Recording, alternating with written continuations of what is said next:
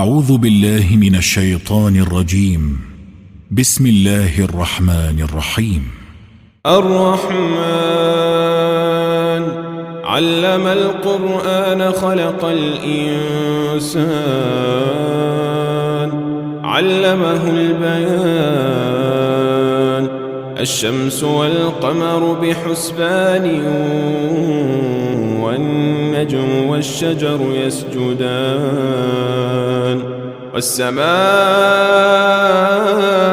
رفعها ووضع الميزان ألا تطغوا في الميزان وأقيموا الوزن بالقسط ولا تخسروا الميزان والأرض وضعها للأنام فيها فاكهة والنخل ذات الأكمام والحب ذو العصف والريحان فبأي آلاء ربكما تكذبان خلق الإنسان من صلصال كالفخار وخلق الجان من مارج من نار فبأي آلاء ربكما تكذبان رب المشرقين ورب المغربين فبأي آلاء ربكما تكذبان مرج البحرين يلتقيان بينهما برزخ لا يبغيان فبأي آلاء ربكما تكذبان يخرج منهما اللؤلؤ والمرجان فبأي آلاء ربكما تكذبان وله الجوار المنشآت في البحر كالأعلام فبأي آلاء ربكما تكذبان كل من عليها فان ويبقى وجه ربك ذو الجلال والإكرام فبأي آلاء ربكما تكذبان يسأله من في السماوات والأرض كل يوم هو في شأن فبأي آلاء ربكما تكذبان سنفرغ لكم أيها الثقلان فبأي آلاء ربكما تكذبان يا معشر الجن والإنس إن استطعتم أن تنفذوا من أقطار السماوات والأرض فانفذوا لا تنفذون إلا بسلطان فبأي آلاء ربكما تكذبان يرسل عليكما شواظ من نار ونحاس فلا تنتصران فبأي آلاء ربكما تكذبان فإذا انشقت السماء فكانت وردة كالدهان فبأي آلاء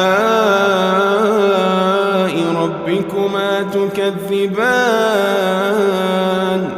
فيومئذ لا يسأل عن ذنبه إنس ولا جان فبأي آلاء ربكما تكذبان يعرف المجرمون بسيماهم فيؤخذ بالنواصي والأقدام فبأي آلاء ربكما تكذبان هذه جهنم التي يكذب بها المجرمون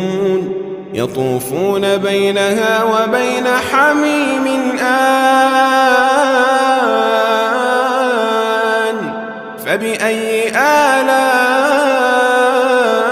ربكما تكذبان ولمن خاف مقام ربه جنتان فبأي آلاء ربكما تكذبان ذواتا أفنان فبأي آلاء ربكما تكذبان فيهما عينان تجريان فبأي آلاء ربكما تكذبان فيهما من كل فاكهة زوجان فبأي آلاء ربكما تكذبان متكئين على فرش بطائنها من استبرق وجنى الجنتين دان فبأي آلاء ربكما تكذبان فيهن قاصرات الطرف لم يطمثهن إنس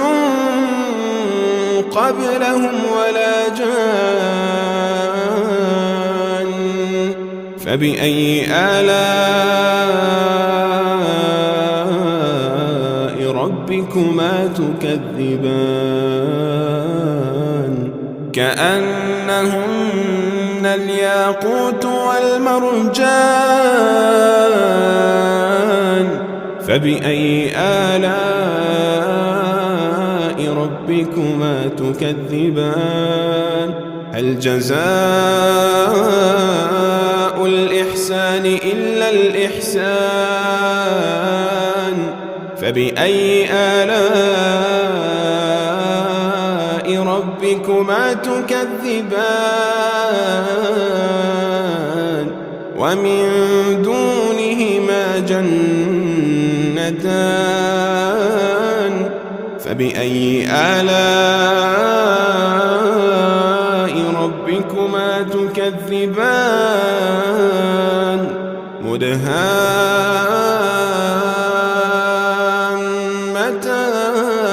مدهامتان فبأي آلاء ربكما تكذبان فيهما عينان نضاختان فبأي آلاء ربكما تكذبان